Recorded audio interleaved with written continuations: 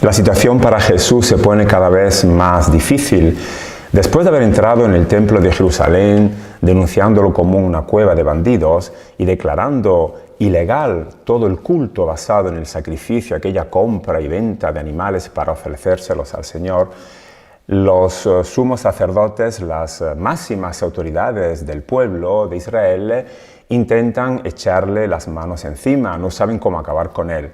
Jesús no se deja asustar por estas amenazas y se pone a enseñar en el templo, y empezarán los ataques por parte de los fariseos para desacreditarlo, para que pierda ese prestigio que él tiene, ese entusiasmo que crea en la gente, porque para los dirigentes religiosos no basta con acabar con Jesús, como sucederá después en su condena a muerte, sino que intentarán por todos los medios desprestigiarlo, que su enseñanza no tenga ningún atractivo para la gente. Por eso ahora los ataques hacia Jesús van dirigidos a su manera de enseñar, ese entusiasmo que crea entre la gente. Y el último ataque lo va a hacer un doctor de la ley.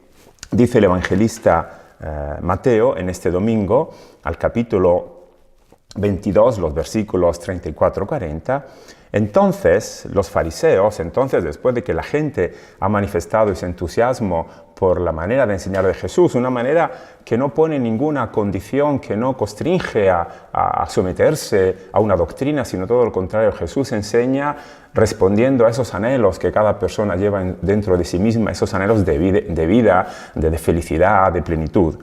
Los fariseos, al enterarse de que Jesús había tapado la boca a los saduceos, se congregaron, y uno de ellos, que era un doctor de la ley, le preguntó para tentarlo. Los fariseos de nuevo se reúnen, tienen una comisión para ver cómo pueden acabar con Jesús, sobre todo pues echando abajo su manera de enseñar, ese prestigio que tiene entre la gente, y sobre todo porque se han enterado de que los saduceos han quedado muy mal con la última intervención que han tenido. Los saduceos eran todo lo contrario de los fariseos, pero estos enemigos entre ellos se ponen de acuerdo para poder atacar a Jesús, para intentar que esa atracción, esa manera con la cual Jesús enseña y atrae a la gente, pues acabe lo antes posible. Y ahora mandan los fariseos a uno de ellos que era un doctor de la ley, un experto en toda la escritura, uno que enseñaba con la autoridad de Dios mismo al pueblo, y le pregunta para tentarlo. La acción de este jurista, del doctor de la ley, es la misma del diablo en el desierto. Cuando Mateo ya ha presentado las tentaciones al inicio de la vida de Jesús, esas tentaciones en el desierto, decía que el diablo se acercaba a Jesús para tentarlo. Pues bien, ahora vemos quiénes son estos diablos, quiénes son los adversarios, los que se oponen al plan de Dios, ahora representado por un jurista, un doctor de la ley. Maestro, ¿cuál es el mandamiento principal de la ley? Lo llama maestro como si Jesús fuera alguien que va a enseñarle, cuando ya se sabe que es todo lo contrario. No buscan aprender de él, sino la manera de poderlo acusar o desprestigiar, que acabe esa atracción que goza entre la gente. Y le pone una cuestión que puede parecer completamente innecesaria, porque un doctor de la ley sabía todo acerca de los mandamientos. ¿Por qué esta pregunta? La pregunta, claro, refleja un debate que era bastante frecuente entre las escuelas rabínicas, porque los mandamientos eran bastantes. Los mandamientos, la ley de Moisés, eran un número de 613, algo un poquito complicado para poder decidir cuál era el más importante, cuál era el más grande.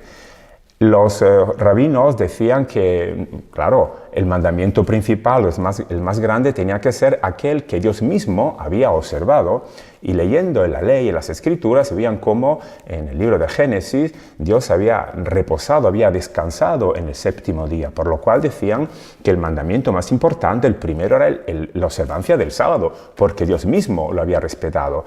Por lo cual, observando el sábado se observaba toda la ley. Transgrediendo el sábado, pues se transgredía toda la ley, y la transgresión del sábado estaba penalizada con la condena capital, con la pena de muerte.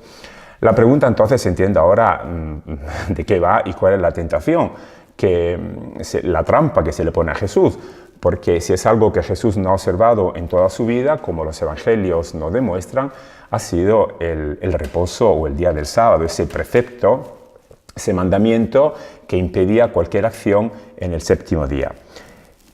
Él le contestó, la respuesta de Jesús va a dejar completamente desplazados a estos fariseos con el jurista que le han mandado.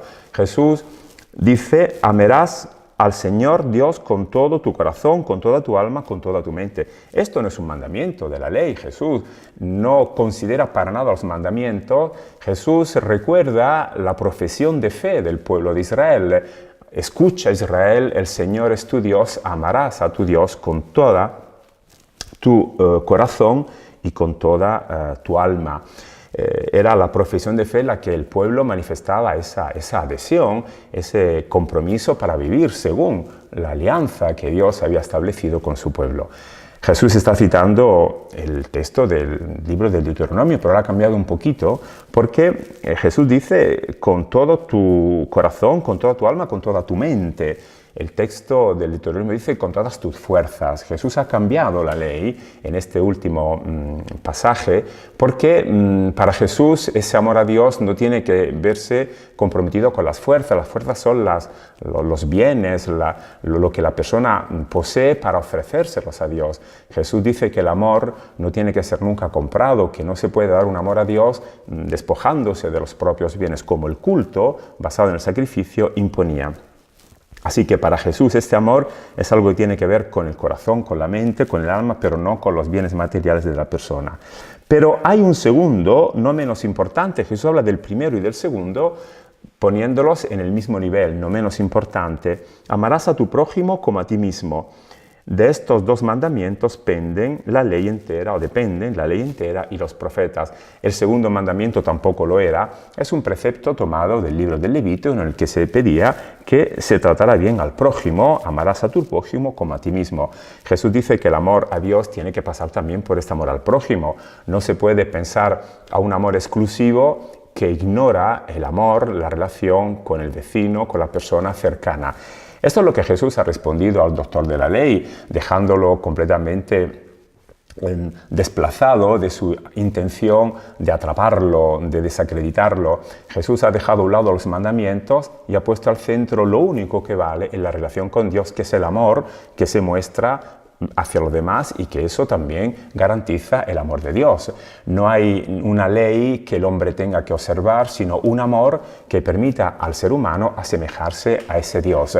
Este es el mandamiento para la comunidad de los judíos, para el pueblo de Israel. No será para la comunidad cristiana. Jesús hablará de un mandamiento nuevo en el que no se trata ya de amar a Dios, sino de tratarse bien entre nosotros, amados los unos a los otros, poniendo Jesús mismo su vida como ejemplo, como yo os he amado.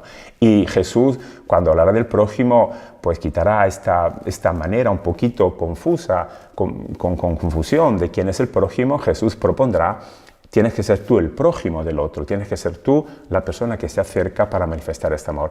Los mandamientos entonces no tratan de normas, sino tratan de una invitación a asemejar al Padre, ese Padre que garantiza el crecimiento humano y que dona su amor de una manera gratuita para que los seres humanos puedan hacer lo mismo hacia los demás.